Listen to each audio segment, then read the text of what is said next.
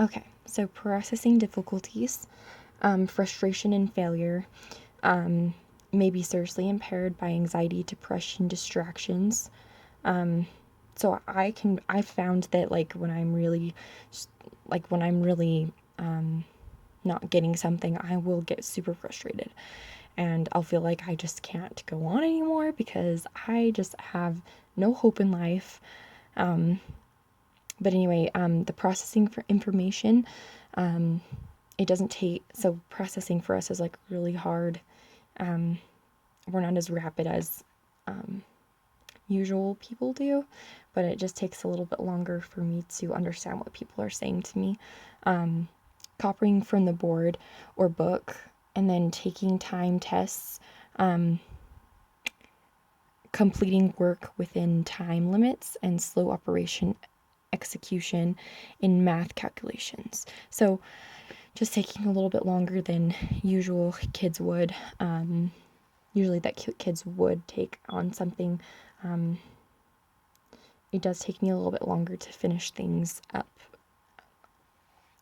compared to what usual people will do. So like their timing on it. So I usually will have to like in high school I had to go and sit out in hall and finish my homework or like the stuff we were doing in class, and it was kind of embarrassing, but it was worth it, I guess you could say. So and then the reading speed, so it just takes us a little bit longer to read fast, I guess. So, and then weaknesses and strengths visually. So weakness would be awareness of visual detail, and then good at assembling puzzles and sense spatial boundaries. And then strength is good at art, and weaknesses would be rapid sounds, symbols, association, copying tasks, recognizing whole words. And weaknesses would be trouble with number lines and charts, and strength in geometry and visual tasks. So, I mean, I guess I could say that I'm really good at art. I have a really good eye for creating things, but I'm just not good at the whole looking at it in a different way. So like the strengths kind of do or not the strength, the weaknesses kind of dominate the strengths, but still I feel like I'm pretty good at like the whole arts area, just because you don't have to really like think too hard about like words and stuff. You can kind of just like more just create it. So I don't know. But and then I just have my works cited page that I involved in this, but we can go back to that. And then I just had some really cool videos that I found that I wanted to share because they just kind of like explained them at a different basis, I guess you could say. So I just wanted to play those really quick.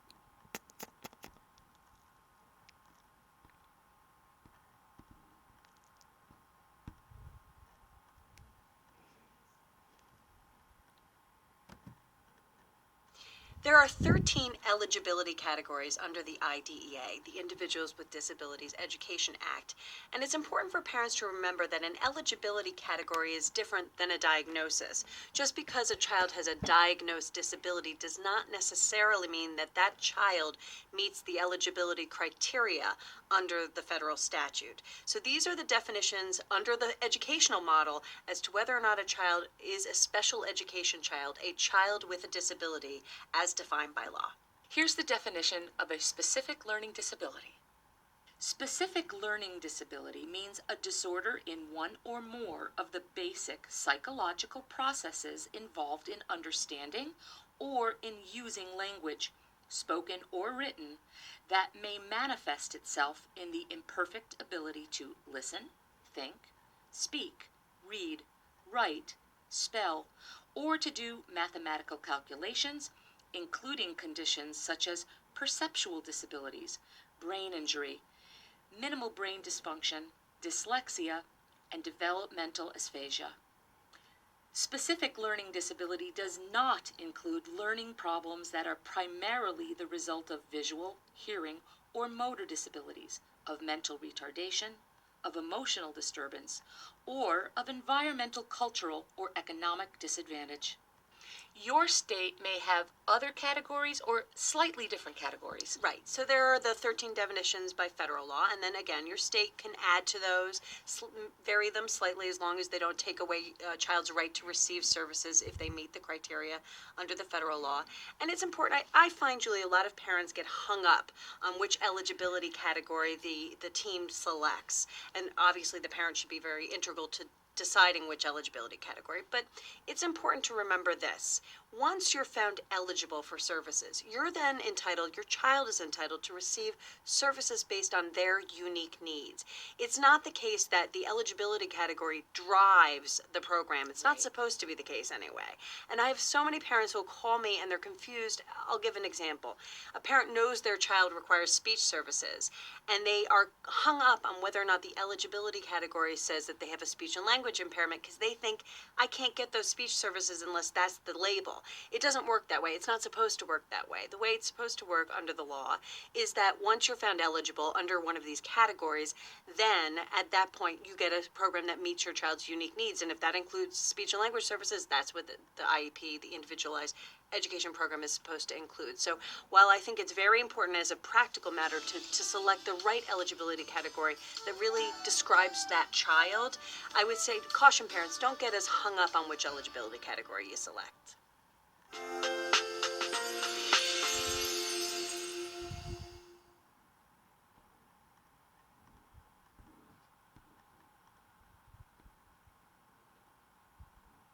Oh, snap.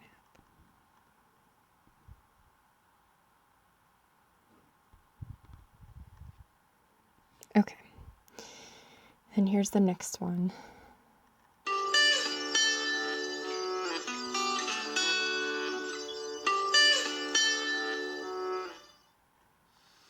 Hi, I'm Dr. Sheldon Horowitz here at the National Center for Learning Disabilities.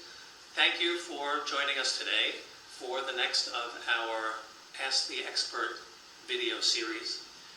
Today, I would like to present a very general overview of specific learning disabilities, what they are, and how to is in fact an umbrella term within which there are many different types of specific disorders. So let's unpack what we mean by specific learning disabilities in general, and then talk a little bit about each of them. Learning disabilities, by definition, are disorders in basic psychological processes that involve understanding and using language, and by that we mean the ability to receive, process, recall, and then communicate that information. And we do that not in a vacuum, but we do that in particular kinds of areas. Within the specific learning disability definition, and under that umbrella, we're talking about certain disorders that impact reading. So, for example, a learning disability in reading is often referred to as dyslexia. And dyslexia isn't just reading words, it's also the ability to understand what you're reading, it's also the speed and the accuracy with which you read. So reading, dyslexia, specific learning disability in reading. In the writing domain, a specific learning disability in writing is often referred to as dysgraphia. Dysgraphia could be any number of different kinds of things. It could mean different things to different people at different stages of their learning disability experience or during their lifetime. But it's not just how they hold a pencil or how they write, but it's also how they organize themselves and plan and edit their writing. So it could be anything that falls within that writing domain, that expressive language, expressive written language domain. Spelling is also an area very much impacted by learning disabilities in reading and in writing, and they're very much connected in some very important ways. And math, also a learning disabilities category, is often called dyscalculia. And dyscalculia, or learning disabilities in math, involves not just one thing. Again, it's not just counting, but it could involve the fluidity and flexibility of how it is that a person operates within the counting and numbers domain. It could be measurement, it could be estimating distances, and it could be counting and making money, it could be understanding patterns and rules, working with numbers. So it could be any number of things, but a learning disabilities, a specific learning disability in math, is referred to as dyscalculia. Learning disabilities are also impacted by the ways that we process information, the way we listen, the way we view things, the way we organize new information as it comes in to us through our senses, through our ears, through our eyes, through our touch, through any number of sensory processes. So in the auditory processing domain, there are children who have very strong preferences, for example, to have information presented them verbally, the way I'm speaking, but would have a terrible time if they were in a classroom and the teacher was just writing on the board and not talking out loud. So they would have challenges in the auditory or visual processing area, depending upon how that information was presented.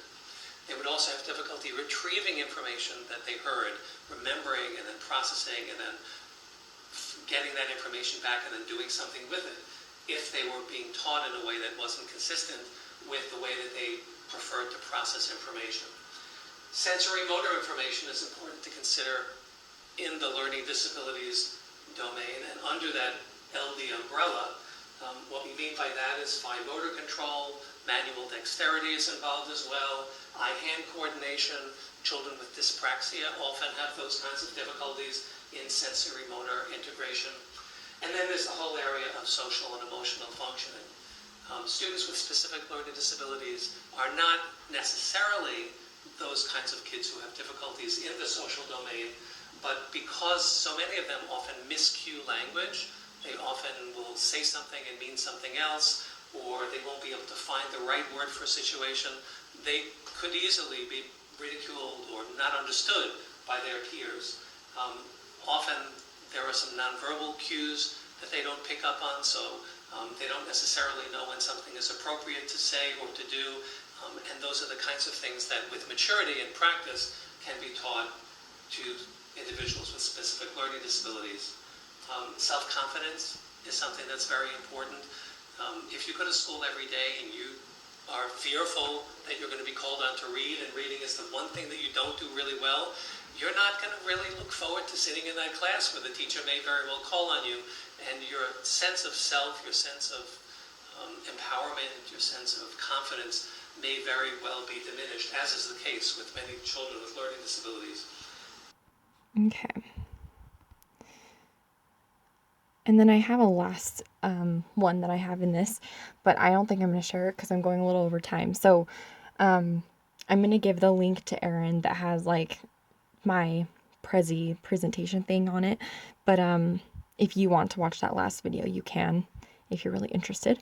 So, but those last two videos that I shared, the second one, I really liked that one because I wanted to share that one because he explains each of the different categories that we can lie into in specific learning disabilities, and I really like that he shares all of them. So yeah, and then on the first one, I liked her definition because it did fit the definition with the education website that I found it on as well. So I feel like I learned a lot doing this project. It was really helpful for me, and it helped me kind of just understand my situation. So yeah, so I hope that you enjoyed. Thanks.